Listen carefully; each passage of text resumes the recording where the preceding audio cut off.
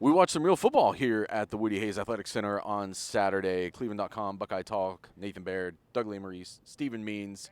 We got to see a full practice with a lot of scrimmage periods, red zone periods, 11 on 11, 7 on 7 stuff. And we're just going to talk about kind of what we were focusing on today. I had the quarterbacks. I know that's we'll just start there because that's the thing that is sort of dominating the spring. I thought this was a very even day for about 3/4 of the day. And you saw that Devin Brown has some real talent and this is a job that Kyle McCord is going to have to go win if he wants to win it. And then I thought the day finished really strong for Kyle McCord. I thought the two maybe standout quarterback plays of the day where they were doing a offense versus defense. They're starting from the 50-yard line. McCord kind of pump fake to loosen up the coverage and hit Jaden Ballard for a long touchdown. And then on another play, he kind of got flushed out of the pocket on the run, kept his eyes up, threw downfield, hit Noah Rogers for a long play. Those were really like the two standout plays. And Ryan Day afterwards said that as they're doing quarterback evaluation, getting in the end zone is going to be important. They were scoring this today. I think the offense came back on that last at the very end and won 102-100, but a very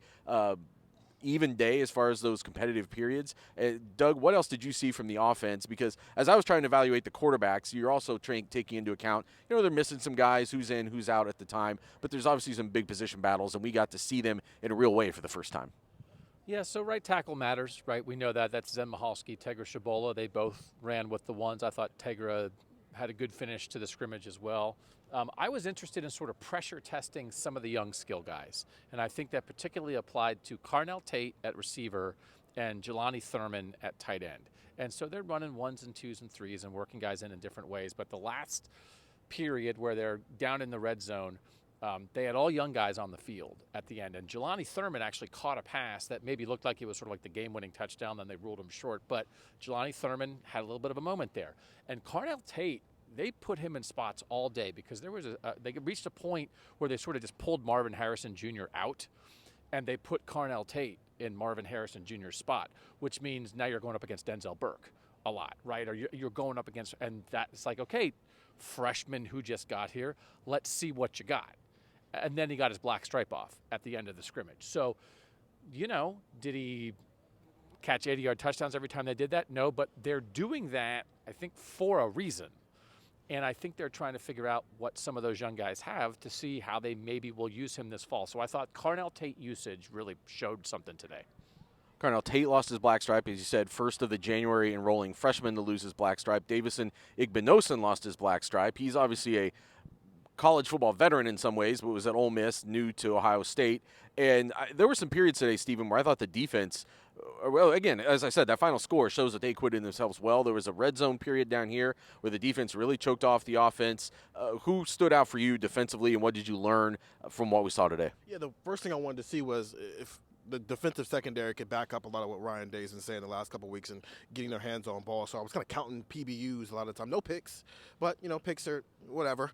A lot of PBUs. Sonny Styles had like 3 or 4 PBUs. Lathan Ransom had one that almost led to a pick. Jair Brown had one. Denzel Burke had one. All the names of people that you would go, should this guy have a PBU when you're going live and going scrimmage mode? Yes, everybody did. But also you had a healthy balance of they're going up against the best wide receiver room in the country. So there were some times where Jaden Ballard beat somebody deep. Marvin Harrison Jr. beat somebody deep. You brought up Carnell Tate. He had some moments where he beat somebody deep. Noah Rogers beat somebody deep. But I thought it was a healthy balance for that secondary of I'm winning, but also you're winning. While the defensive line, I said this on the pod, I want to gauge how we talk about it because this is an offensive line that's still learning cohesiveness, especially that right tackle spot. So like Jack Sawyer and Kenyatta Jackson just had a field day. Regardless of if it was Zen Michalski or Tegra Shabola, they kind of had a field day out there while Steel Chambers looked like a veteran out there. I thought if you started marking out statistics, he probably had the best day. Couple of sacks, couple of PBUs, couple of TFLs. So the defense, it looks like year 2, a lot of them know what they're doing, and so they can just play fast. While with Davis and Igbinosun, yes, he had some moments, but you can also tell he's still learning the system a little bit. We just want to make clear, like, quarterbacks weren't live, so sacks are you got in and you were close enough to the quarterback and they ruled you down. And for the bevy of Ohio State fans who always wonder about defensive backs not turning and looking for the ball, Sonny Styles did get beat maybe once on a deep ball. There was also a deep ball where he got locked up in coverage with a guy and was running next to him, and at the exact right moment put up his arm and knocked the ball away. And I don't think it was that he turned and looked. It was that he read the receiver's eyes, saw him make a play for the ball, and just went boop at the exact moment. It was like, that's what that looks like. So that was like a moment I took note of. That's what makes him special, because of that length. Now, yes, some of that is technique, but that length, I saw that back when you would watch him in high school and watch him at different camps. That length, he's one of those guys where even when he's beat, he's not really beat. And that play exactly, I know what you're talking about. That was an example of that, because then we saw it later on, the same route, and Devin Brown adjusted. And it ended up being a completion because of that. So it's, listen, when you got guys who might be potential stars, that's what it looks like. A guy where the receiver did everything right, the quarterback did everything right, but it didn't matter because Sonny Styles is Sonny Styles. And because we were here in person, we could actually hear him say boop when he reached up like that. It was really fun. A lot more about this on Buckeye Talk. Get that wherever you can find podcasts. We're going to go record that very soon. And get the text, 614-350-3315. We were telling you everything we saw right after it got done today. We're going to keep doing that all the way through the spring game on April 16th.